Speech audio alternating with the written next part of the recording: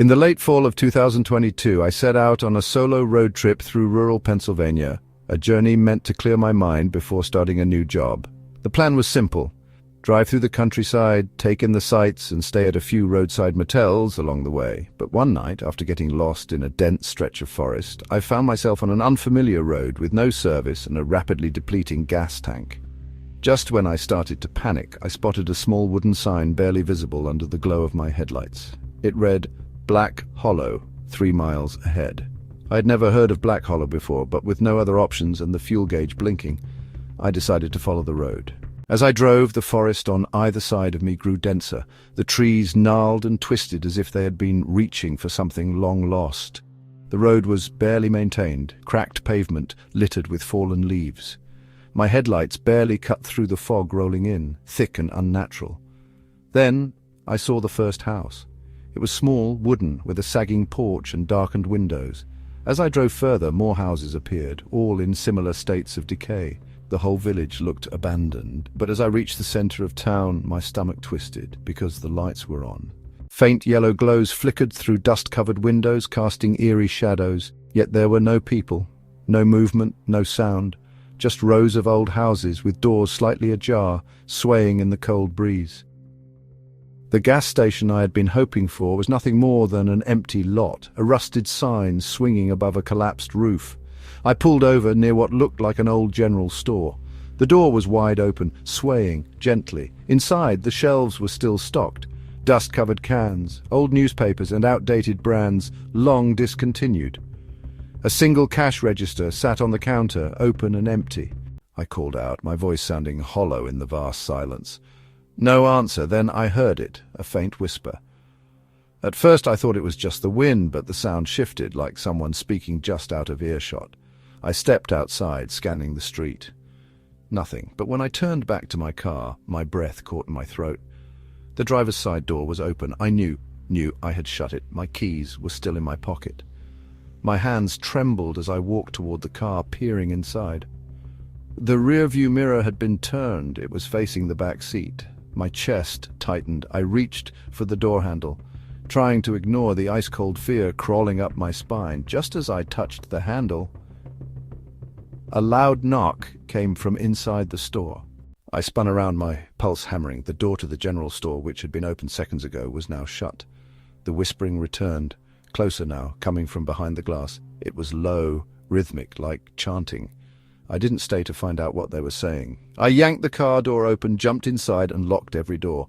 My fingers fumbled as I jammed the keys into the ignition. The car stuttered, refusing to turn over. Then, out of the corner of my eye, I saw it, a figure standing in the middle of the street, tall, thin, its head slightly tilted. At first I thought it was a man, but the longer I looked, the less human it seemed. Its limbs were too long, its face obscured in shadow, and the worst part, there were more lining the street, standing motionless in front of the houses, watching, waiting. The car finally roared to life, and I floored it, tires screeching as I sped down the crumbling road. The figures never moved, never reacted.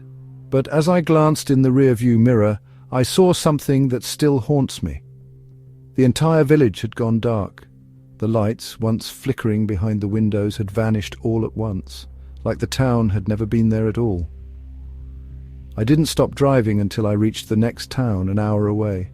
I stumbled into a diner, my hands still shaking as I asked the waitress if she had ever heard of Black Hollow. She paled. The air in the diner shifted, and that place burned down decades ago, she said. Nobody's been there since. I never told her what I saw. I didn't want to know, and I never went back.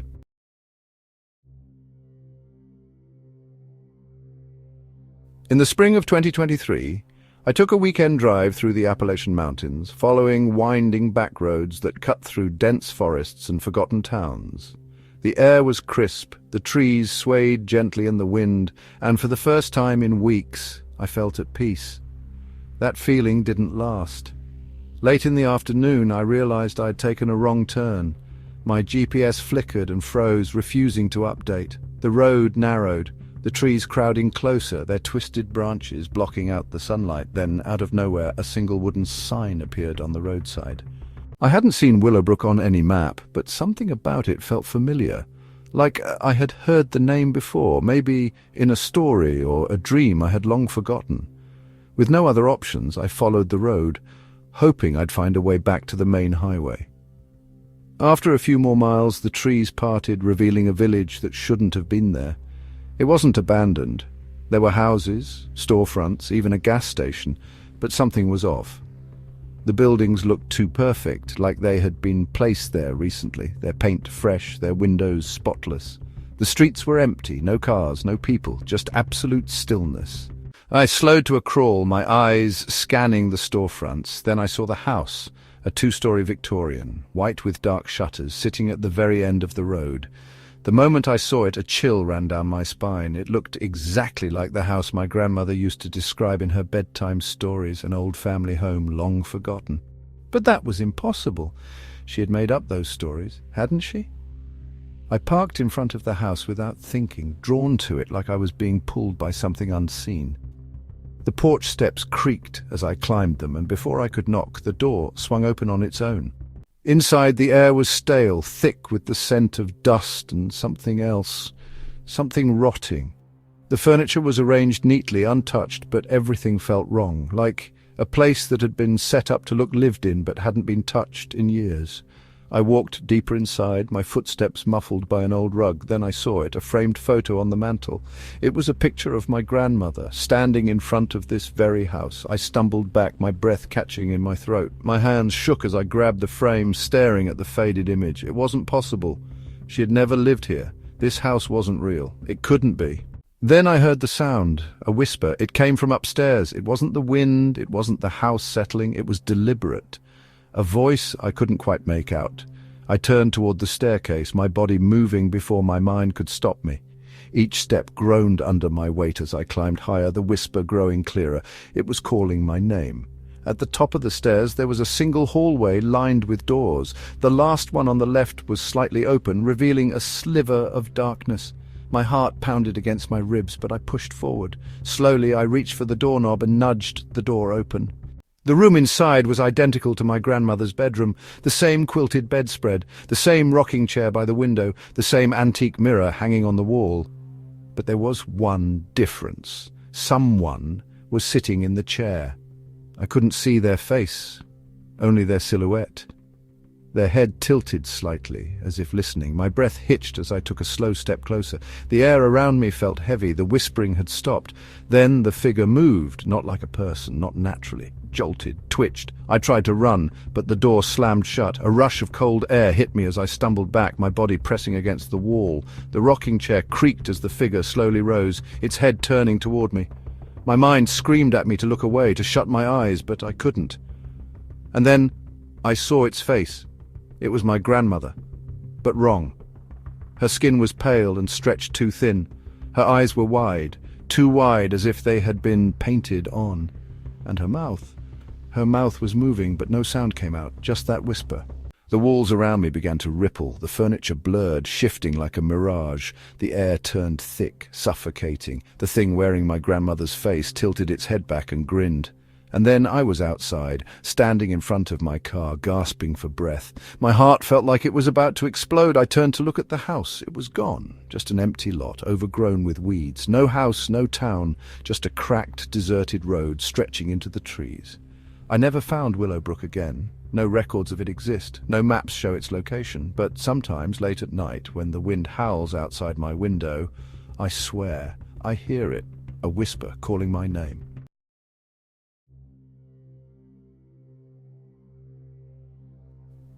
In the summer of 2023, I was driving through rural West Virginia following an old highway that wound through deep valleys and forgotten towns. The sun had set, and the only light came from my high beams cutting through the dense fog that had settled over the road. I'd been driving for hours without seeing another car. It was just me, the empty road, and the feeling that I was somehow getting farther from civilization. My GPS had lost signal miles ago, and the road signs were so faded they might as well have been blank. That's when I saw the bridge. It came out of nowhere, a steel truss bridge stretching over a wide river. The structure looked old but sturdy, its rusted beams towering against the fog. There were no signs indicating where it led, no name, no weight limit, just a single wooden post with the words "Turn Back" scratched into the surface. I slowed down, gripping the wheel.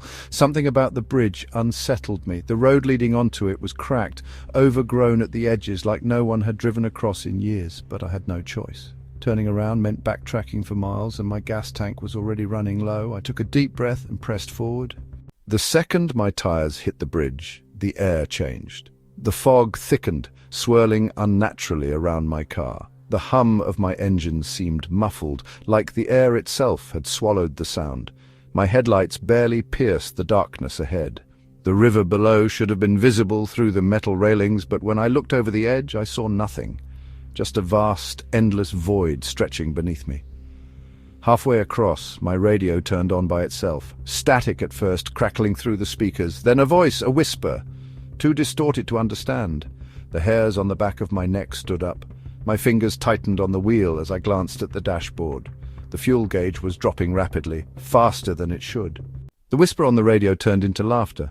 Soft at first, then rising, layered, overlapping voices giggling, muttering things I couldn't understand. My pulse pounded in my ears. I reached for the dial to shut it off, and then the headlights flickered. The laughter stopped. For a moment, there was just silence, the kind that feels like something is waiting, watching. Then, in the brief flicker of my lights, I saw something in the road ahead, a figure, tall, thin, standing motionless in the center of the bridge. Their arms hung at their sides, their head tilted slightly. My foot slammed on the brakes, my tires screeching against the damp pavement. My car skidded to a stop, inches from the figure. But when my headlights steadied, there was nothing there. My breath came in short gasps. I gripped the wheel, trying to convince myself I was seeing things, that my exhausted mind was playing tricks on me. But then the radio crackled again, a voice clearer this time. "Keep going!" I slammed the car into reverse. I didn't care how far I had to backtrack. I wasn't driving another inch forward, but as I looked in the rearview mirror, my stomach dropped. The bridge behind me was gone. No road, no structure, just an endless stretch of fog. My hands went cold. The realization sank in like lead in my stomach. I was trapped. A shadow moved in the distance, not in front of me, beside my car. I turned my head slowly. The windows were fogging up from the inside, but through the mist, I saw it. A handprint pressed against the glass. The fingers were too long. The skin pale, almost grey. It slid downward, smearing the condensation, as if whoever or whatever was outside was trying to get in. The car door unlocked. I didn't wait. I floored the gas pedal, speeding forward. My heart pounded so hard it felt like it might burst. The fog swallowed everything around me, the road barely visible beneath my tires. The bridge seemed to stretch forever, like I was driving in place, making no progress. Then I saw the lights, dim and distant, flickering ahead. I pressed the gas harder, desperate to reach them. The fog began to thin, the bridge ended, and suddenly I was back on a normal road. The headlights illuminated a welcome sign ahead, now leaving Black Hollow. I had never entered a place called Black Hollow. I had never seen that sign before, but I didn't question it. I just drove. When I finally reached the next town, I pulled into a gas station, shaking. The attendant must have seen the panic on my face because he walked up cautiously. "You okay?" he asked. I swallowed hard. "Have you ever heard of a bridge out this way?" His expression darkened. He shook his head. "That bridge was torn down years ago. You couldn't have driven across it." I didn't argue. I just nodded, paid for my gas, and left. But before I got back into my car, I noticed something, a single handprint smeared across the back window, faint, but still there.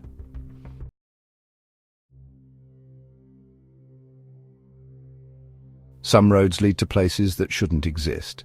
If these stories kept you on edge, like this video, share your thoughts in the comments and subscribe for more terrifying true horror stories. And don't forget to hit the bell icon, because some places once found never let you forget them.